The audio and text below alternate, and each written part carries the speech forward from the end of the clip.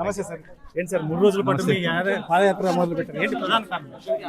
ప్రధాన కారణం ఏముంది, గత సంవత్సరం అయింది. సంవత్సరం రోజుల్లో ఇవాళ రాష్ట్రంలో ఆరోగ్య వ్యవస్థని పటిష్టపరిచే దిశగా ఎక్కువ ప్రయత్నాలు చేస్తూ ఉన్నాం. కాబట్టి నియోజకవర్గం వైపు పెద్దగా దృష్టి సాధించే అవకాశం కలగలేదు. అయితే మా కూటమి నాయకులు, కూటమి కార్యకర్తలు నిరంతరం ప్రజల మధ్యలో ఉంటున్నారు, ప్రజల సమస్యలు తెలుసుకుంటూ ఉన్నారు.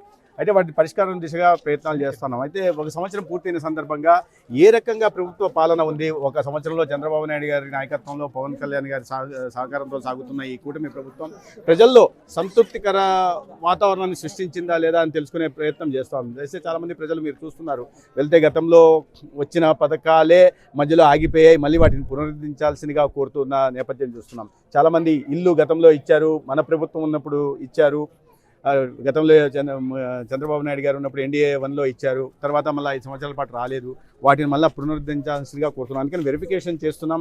ఎక్కడెక్కడ గతంలో ఇచ్చిన పట్టాలను బలవంతంగా లాక్కున్న ధర్మవరంలో మరీ ప్రత్యేకంగా రాష్ట్ర వ్యాప్తంగా ఆ పరిస్థితులు చూసాం, ధర్మవరంలో మరీ ప్రత్యేకంగా ఆ పరిస్థితులు కూడా నెలకొన్నాయి. అయితే అందుకని సచివాలయ సిబ్బందిని కూడా తీసుకెళ్లి అక్కడెక్కడే వాటిని పరిష్కరించే దిశగా చూస్తున్నాం. ఆధార్ కారణంగా ఏ స్టేటస్ ఎక్కడుంది గుర్తించే ప్రయత్నం చేస్తున్నాం. అదే సందర్భంగా ప్రధానమైన సమస్యలు చాలా, ప్రతి ఇంట్లో వెళ్తున్నప్పుడు పెన్షన్లు సక్రమంగా వస్తున్నాయి. గతంలో గ్యారెంటీ లేకుండా 1వ తేదీ వస్తుంది.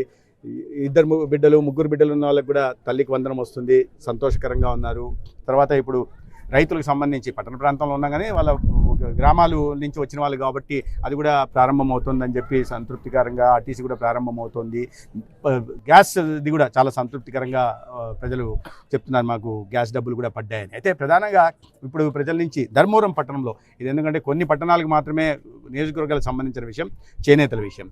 ఇక్కడ ప్రధానంగా అడుగుతున్నది ఏంటంటే సబ్సిడీ విషయం కానీ లేదా చేనేత బిల్లులు కానీ 24,000 ఏదైతే ఉండిందో. నేను అందుకని చెప్పుకుంటూ వస్తున్నాం. 33 అంటే ప్రజలు అర్థం చేసుకుంటున్నారు ఎటువంటి పరిస్థితుల్లో ఈ రాష్ట్రంలో కూటమి ప్రభుత్వం ఏర్పడింది. అదే సార్, గత ప్రభుత్వంలో ముడి సరుకు సంబంధించి 25,000 అకౌంట్ లో పడేది, ఇప్పుడు ప్రభుత్వం వచ్చింది, కూటమి ప్రభుత్వం వచ్చిన తర్వాత దాన్ని విస్మరించలే. ప్రాధాన్యత క్రమంలో చేపట్టే ప్రయత్నం చేస్తున్నాం. ఆ విషయాన్ని మేము ప్రజలకు చెప్పగలుగుతున్నాం.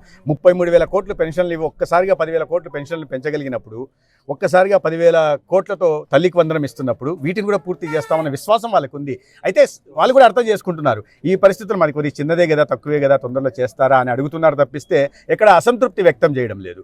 ఇంత పెద్ద పెద్ద కార్యక్రమాలు చేసిన ముఖ్యమంత్రి గారు ఈ చిన్నది చేయలేరా అనే విశ్వాసం వాళ్ళకు ఉంది. అందుకని చెప్తున్నాం, 2-3 నెలల్లో ప్రాధాన్యత క్రమంలో ముందు ఏంటి ప్రాధాన్యత, సామాజిక భద్రత కోసం పెన్షన్లు ఇవ్వడం, తర్వాత పిల్లల చదువు వాళ్ళ భవిష్యత్తు కోసం తల్లికి వందనం ఇవ్వడం, తర్వాత మహిళలకి ఇంట్లో వారి ఖర్చు తగ్గించడం కోసం దీపం పథకాన్ని పెట్టడం, అమలు చేయడం, అవన్నీ జరుగుతున్నాయి. కాబట్టి ఇప్పుడు రైతాంగాన్ని కూడా ఇచ్చే పరిస్థితుల్లో వస్తున్నాం కాబట్టి అన్నదాత సుఖీభావ కేంద్రంతో పాటు ఇచ్చే ప్రయత్నంలో ఉన్నారు కాబట్టి అర్థం చేసుకుంటాం. అంత పెద్దవి చేస్తున్నప్పుడు ఈ చిన్నవి చేయలేరా అనేది అయితే స్వాభావికం. అడుగుతారు, గతంలో వస్తున్నది కాబట్టి అడుగుతున్నారు, అది తొందరలోనే వాటిని కూడా నియోజకవర్గంలో మీ పాదయాత్ర అయితే మాత్రం ఏదైతే ఉందో మీ కూటమి నాయకులు ధర్మవరం నియోజకవర్గంలో ముగ్గురు మధ్య సయోధ్య లేని సమస్యల పరిస్థితుల్లోనే ఈరోజు ఈ పాదయాత్ర నిర్వహిస్తున్నారు అని చెప్పేసి ఒకటి వాదన ఉంది. దీని మీద ఏం చెప్తారు? సయోధ్య లేకపోతే ఒకరు విభిన్న పునాదుల మీద, సైద్ధాంతిక పునాదుల మీద నిర్మితమైన పార్టీలు ఇవి.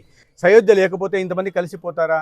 అంటే ఎవరైనా గిట్టని వాళ్ళు లేదా పాపం ఈ ఐక్యత చూసి భరించలేని వాళ్ళు, ఈ ఐక్యతని పెంచాలని చూస్తున్న వాళ్ళు చేస్తున్న కుట్రలు ఇదిలో ప్రచారం తప్పిస్తే సయోధ్య లేదని ఎవరు చెప్పారు?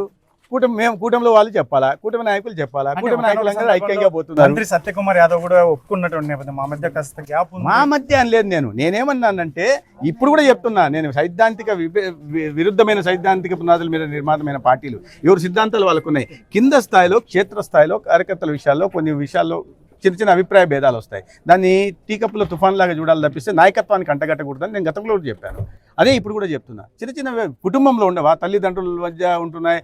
మీరు ఇంకా ఎవరు మాట్లాడుతున్నారు ఈ విషయాలు? తల్లిని చెల్లిని తరిమేసిన వాళ్ళు చేస్తున్న ప్రచారాలు ఇవి. కుటుంబంలోనే తమకు అండగా నిలబడి సర్వస్వం దారపోసిన వాళ్ళని బయట తరిమేశారు. వాళ్ళు చేస్తున్న ప్రచారాలని మనం ప్రజలు నమ్మే పరిస్థితి అయితే ఇవాళ లేదు. కాబట్టి సయోధ్య విషయంలో, ఈ వైఎస్ఆర్ ఐక్యత విషయంలో వైఎస్ఆర్సీపీకి సంబంధించిన నాయకులు ఎంత తక్కువ మాట్లాడితే మంది ముందు మన వెనకాల గురువింద గుంజ మాట్లాడడం బాగుండదు.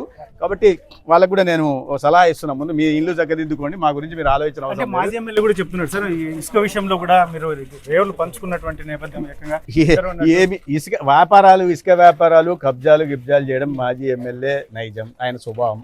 అందరికీ తెలుసు. దానికి తగినట్టుగా ఆయనకు ఏం గుణపాఠం నేర్పారో ప్రజలు నేర్పించేశారు. కాబట్టి ఈ క్రమంలో పాపం పవర్ పోయిన నేపథ్యంలో మైండ్ బ్లాక్ అయిపోయి రకరకాల ఈ ప్రేలాపనలు తప్పిస్తే దీంట్లో మాత్రం వాస్తవం లేదు. ఇసుక ఎక్కడున్నాయో, రీచ్లు ఎక్కడున్నాయో కూడా మాకు తెలియదు. రేపు టెండర్లు పిలుస్తే టెండర్లో ఎవరికి వస్తే వారికి పారదర్శకంగా పోతుంది తప్పిస్తే బెంగళూరు తరలిచ్చే పనులు కానీ ఇట్లాంటి కార్యక్రమాలు చేసే ప్రసక్తి లేదు. ముఖ్యమంత్రి గారు దీన్ని అసలు సహించే ప్రసక్తి కూడా లేదు. ఈ రాష్ట్రంలో గత ప్రభుత్వంలో ఏవైతే తప్పులు జరిగాయో ఆ తప్పులు జరగకుండా కూటమి ప్రభుత్వంలో జాగ్రత్తలు తీసుకోవడానికి పైనుంచి కింది స్థాయి దాకా చర్యలు చేపడుతున్నాం.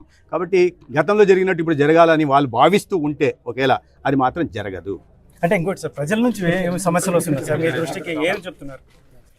ప్రజల నుంచి అదే సమస్యలు అంటే ఇవే ప్రధానంగా కొన్ని చోట్ల రహదారుల సమస్య లేదా నీటి సమస్య. గతంలో అమృత పనులు పూర్తిగా జరగలేదు. ఎప్పుడో గత ఎన్డీఏ 1లో కేంద్రం నుంచి మంజూరైన నిధులు, అప్పుడు స్టేట్ యాన్యువల్ యాక్షన్ ప్లాన్లో చంద్రబాబు నాయుడు గారు మంజూరు చేసిన నిధులు ఇప్పటిదాకా పనులు జరగల.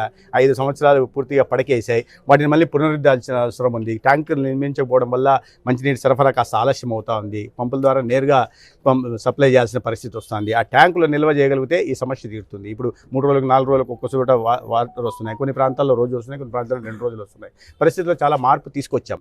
దాన్ని ఇంకాస్త మెరుగుపరచాల్సిన అవసరం ఉంది. ఆ దిశగా ప్రయత్నాలు చేయడం కోసమే ఇవాళ సమస్య మాకు తెలుసు, ప్రధానమైన సమస్యలు తెలుసు. కానీ ఇంటింటికి వెళ్ళి వారి వ్యక్తిగత సమస్యలు, ఎవరికైనా పెన్షన్ రావట్లేదా, లేదా ఇంటికి సంబంధించిన పట్టాకు సంబంధించిన సమస్యలు ఉన్నాయా, లేదా ఎక్కడైనా ఆరోగ్యపరమైన సమస్యలు ఉన్నాయా, ఇటువంటి వాటిని గుర్తించడం కోసం ఇంటికి వస్తున్నాం. ప్రధాన సమస్యలు తెలుసు, వాటిని గుర్తించాం. ఆ పరిష్కారం దిశగా ఇప్పటికే ప్రయత్నాలు మొదలుపెట్టాం. సార్, ప్రధానంగా ఒకటి జరుగుతున్నది. మీరు వైద్యశాఖ ఆరోగ్య మంత్రిగా ఉన్నటువంటి నేపథ్యంలో ఇక్కడ ఏదైతే ఉందో ధర్మవరం నియోజకవర్గం పిహెచ్సిలో మీ మార్క్ ఎక్కడ కనిపించట్లేదు. అక్కడైతే చాలా పరిస్థితులు మాత్రం అలాగే ఉండిపోయాయని చెప్పేసి ఒకటి, దీని మీద మీరు ప్రత్యేక దృష్టి ఏమైనా పెట్టే అవకాశం ఉంది? ఖచ్చితంగా ప్రత్యేక దృష్టి పెట్టాం. మార్పు జరిగింది కనుక 2 BPHల నిర్మాణం కూడా అయిపోయింది. తర్వాత ఇప్పుడు 100 పడకలు 150 పడకల ఆసుపత్రిగా కూడా అప్గ్రేడ్ చేయబడింది. కొత్త ఆసుపత్రి భవనం నిర్మాణం జరుగుతుంది. రాష్ట్రంలో ఏనాడు లేని CKD పేషెంట్లు పట్టించుకోకపోతే ధర్మవరం పట్టణంలోనే 10 పడకల డయాలసిస్ సెంటర్ కూడా ఏర్పాటైంది. సో ఇవన్నీ ఆరోగ్య శాఖ మంత్రిగా ఇవి చూపిస్తున్న మార్కు. పైగా దీనికి ఇంకోటి, ఇప్పుడు రాబోయే రోజుల్లో ప్రతి గ్రామాల్లో కూడా విలేజ్ హెల్త్ క్లినిక్లు ఏవైతేనో ఆయుష్మాన్ ఆరోగ్య మందిర్లు, వాటి నిర్మాణం కూడా సొంత భవనాల నిర్మాణం జరుగుతుంది. ఇప్పుడు గతంలో కాంట్రాక్టర్లు PSCలు మంజూరు అయితే వాటిని వదిలేసి వెళ్ళిపోయారు. ఆ కాంట్రాక్టర్ పారిపోయారు. ఇప్పుడు గుర్తించి ఆ వర్కులు టర్మినేట్ చేసి వాటిని కడుక్కుంటూ రావడానికి కొద్ది సమయం పడుతుంది. కాంట్రాక్టర్ పారిపోయాడు, మీరు టర్మినేట్ చేయకుండా ఇష్టారాజ్యంగా చేయడానికి లేదు. ఎంక్వైరీ చేయాలా, ఎంక్వైరీ చేయాలి, నోటీస్ ఇవ్వాలా, నోటీస్ సర్వ్ చేసిన తర్వాత టర్మినేట్ చేయాలా, ఇవన్నీ చేశాం. ఇప్పుడు ఎక్కడన్నా నిలిచిపోయిన భవనాల నిర్మాణం కూడా పూర్తి చేస్తున్నాం. ఇప్పుడు తొందరలోనే టెండర్లు పిలిచి ఈ భవన నిర్మాణాన్ని కూడా ప్రారంభం చేస్తాం. అయితే ఆరోగ్యపరంగా ఏ నియోజకవర్గానికి కాదు, నేను ఒక నియోజకవర్గానికి పరిమితం కాదలుచుకోలేదు, రాష్ట్ర వ్యాప్తంగా మార్పు తీసుకొచ్చాం. అందుకని మీరు IVRSలలో చూస్తుంటే రాష్ట్ర వ్యాప్తంగా సంతృప్తికరమైన మార్పు వచ్చింది. OP సర్వీసులు 8% పెరిగాయి, IP సర్వీసులు 17% పెరిగాయి, అవినీతి 21% నుంచి 40% వచ్చింది. ఇదేదో పెద్ద మార్పు అని అనట్లే, కానీ ఒక సంవత్సరంలో ఈ ప్రతికూల పరిస్థితుల్లో కూడా ఈ మార్పు తీసుకురాగలిగాం. మరింత సానుకూల వాతావరణాన్ని తీసుకొస్తాం. ఒక ప్రక్షాళన చేసే దిశగా కూడా ప్రయత్నాలు చేస్తాం. సార్, ఫైనల్గా సార్, గత ప్రభుత్వంలో కూడా ఎమ్మెల్యే ఇంటింటికి తిరిగినటువంటి నేపథ్యం, ఆ పాదయాత్రకి ఈ పాదయాత్రకి వేరియేషన్ అంటే ఏం చెప్తారు? రాజకీయాల్లో మేము ఏ పార్టీ, తెలుగుదేశం అయినా భారతీయ జనతా పార్టీ అయినా, నిత్యం ప్రజాక్షేత్రంలో ఉంటాం, ప్రజల సమస్యలు వెళ్తున్నాం. దానికి పబ్లిసిటీల కోసం మేము ప్రయత్నం చేయాలి. అందరూ చేస్తున్న రాజకీయ క్షేత్రంలో పనిచేస్తున్న ప్రతి కార్యకర్త చేస్తున్న పని. మీరు వెళ్తుంటే ఇప్పుడు మా పట్టణ అధ్యక్షులు పరిస్థితి సుధాకర్ గారు ప్రతి చోట పలకరిస్తున్నారంటే అర్థం ఏంటి? ఎందుకు చేస్తున్న చిన్న కార్యకర్తను కూడా పలకరిస్తున్నారు ప్రతి ఒక్కరు, ప్రతి ఇంటి దగ్గర. అంటే వీళ్ళు నిత్యం ప్రజాక్షేత్రంలో ఉన్నారు. వీళ్ళు చెయ్యండి అక్కడికి ఇక్కడికి తేడా ఏంటంటే కేవలం పెట్టుకొని యూట్యూబ్లలోనో లేదా వాటిలోనో లైవ్లు పెట్టుకొని వాటి వల్ల ప్రచారం చేసుకునే ప్రయత్నం చేశారు. అది బయట రాష్ట్ర వ్యాప్తంగా ఏమైనా ప్రచారం జరిగిండొచ్చు, కానీ ఇక్కడ క్షేత్రస్థాయిలో పరిస్థితులు ప్రజలకు తెలుసు. ఇక్కడ ఏ రకంగా దేనికోసం చేశారో యాత్ర, మీరు ఏ ఇంటి తలుపు కొట్టి అడిగినా గతంలో జరిగిన గుడ్ మార్నింగ్లు దేనికోసం చేశారంటే ప్రజల సమస్యల పరిష్కారం కోసం కాదు, సైట్లు ఎక్కడ ఉన్నాయో కనుక్కోవడానికి, ప్రభుత్వ భూములు ఎక్కడ ఉన్నాయో తెలిసి, వివాదాస్పద భూములు ఎక్కడ ఉన్నాయి, కుటుంబ సభ్యుల మధ్య తగాదా ఉన్న భూములు ఎక్కడ ఉంటున్నాయో, లేదా ఒక గ్రామీణ ప్రాంతాల్లో అయితే అటవీ భూములు ఎక్కడ ఉంటున్నాయో, వీటిని దేవాదాయ భూములు ఎక్కడ ఉంటున్నాయో గుర్తించడం కోసం. గుర్తించిన తర్వాత ఏం జరిగేది అనేది మీరు పోయి అడిగితే తెలుస్తుంది. వాళ్ళ రెవెన్యూ సమస్యలు ఎక్కడ పోయినా రెవెన్యూ సమస్యలు అడుగుతుంది. ఏంటంటే గతంలో లాక్కున్నారు పీక్కున్నారు. ఇది పరిస్థితి. ఇప్పుడు కూడా నాకు ఇస్తున్న బలవంతంగా లాక్కున్నారు. ఒక ముసలావిడ, నేను ఎప్పుడే సర్కిల్ ఇన్స్పెక్టర్ గారు చెప్పాను, ముసలావిడ ఇంట్లో నుంచి 40 సంవత్సరాల నుంచి ఉంటుంది. ఇంట్లో నుంచి ఎవరు అంటే వైసీపీ నాయకులు అయ్యా అంటాను. ముసలావిడ పాపం 75 ఉంటుంది. సీఏ గారికి చెప్పాల్సి పిలిచి మాట్లాడండి, కౌన్సిలింగ్ చేయండి, లేదంటే వాటిని పరిష్కరించండి అని చెప్పి. నిన్న ఒక ఆవిడ వాళ్ళ రూపాయలు వడ్డీ తీసుకున్నారు, వడ్డీ తీసుకెళ్తే వాళ్ళ అబ్బాయి ఆత్మహత్య చేసుకున్నాడు, కారణాలు ఏవైనా కానీ మళ్ళీ వాళ్ళు వచ్చేసి కొత్త బైక్ 2.5 లక్షల రూపాయల బైక్ తీసుకెళ్లారు. కొన్ని నెలలుగా పట్టించుకోలేదు. నిన్న మా దృష్టికి వస్తే 15 నిమిషాల్లో ఆ బైక్ అక్కడికి వచ్చింది. అంటే గతంలో ఇట్లాంటి పరిష్కారాలు అక్కడక్కడే జరిగేవి కాదు. మీరు అనేక ప్రాంతాల్లో వెళ్తుంటే ప్రజల్లో తెలుస్తుంది. వాటిని గుర్తించడం కోసం ప్రధాన సమస్యలు ఎలాగ ఉంటాయి, చిన్న స్థాయిలో వార్డుల్లో, సందుల్లో, గొంతుల్లో ప్రజలు ఎదుర్కొంటున్న సమస్యలు ఏంటి, మౌలికపరమైన సదుపాయాలకు సంబంధించిన విషయం ఏమి కానీ, లేదా వ్యక్తిగత సమస్యలు కానీ, వాటిని తీర్చే దిశగా ప్రయత్నాలు చేస్తున్నాం. గతంలో వీటికి చాలా తేడా ఉంది. ఇప్పుడు పరిష్కారం కోసం మేము చేస్తున్నాం, పబ్లిసిటీ కోసం అక్కడ చేశారు.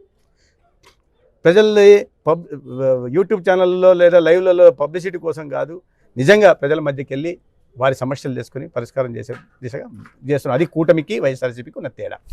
ఇది మంత్రి ప్రాతినిధ్యం వహిస్తున్నటువంటి ధర్మవరం నియోజకవర్గంలో 3 రోజుల పాటు కలియ తిరుగుతున్నటువంటి నేపథ్యం. ముఖ్యంగా ఏదైతే ఉందో కూటమి నాయకుల మధ్య ఎటువంటి భేదాభిప్రాయాలు లేవు, ఖచ్చితంగా సఖ్యతతోనే ముందుకు వెళ్తున్నటువంటి నేపథ్యం. అయితే మరొక వైపు ఇక్కడ ఏదైతే అభివృద్ధి అంశం అనేది ఖచ్చితంగా మేము ముందుకు తీసుకెళ్తున్నటువంటి నేపథ్యం. ముఖ్యంగా ఇక్కడ ప్రధానంగా ఎందుకంటే ఒక ధర్మవరం నియోజకవర్గానికి మంత్రిని కాదు, రాష్ట్ర వ్యాప్తంగా నేను మంత్రిని కాబట్టి ఖచ్చితంగా ముఖ్యంగా పిహెచ్సీల అంశం కావచ్చు, ఇతరత్ర అంశాలు అనేక అంశాల మీద నాకు ఖచ్చితంగా పట్టు ఉంది. ఖచ్చితంగా ధర్మవరం నియోజకవర్గాన్ని నేను ఏదైతే ఉందో అభివృద్ధి పథంలో ముందుకు తీసుకెళ్తాను. అందులో ముఖ్యంగా ఇక్కడ ప్రజలైతే మంది చాలా విషయాలు, ఎందుకంటే గతంలో జరిగిన పాదయాత్రలకి ఈ పాదయాత్రకి చాలా వ్యత్యాసం ఉంది. ముఖ్యంగా అది స్వలాభం కోసం చేస్తే ఇప్పుడు ప్రజల కోసం చేస్తున్నామని చెప్పేసి మంత్రి సత్యకుమార్ యాదవ్ చెప్తున్నటువంటి నేపథ్యం.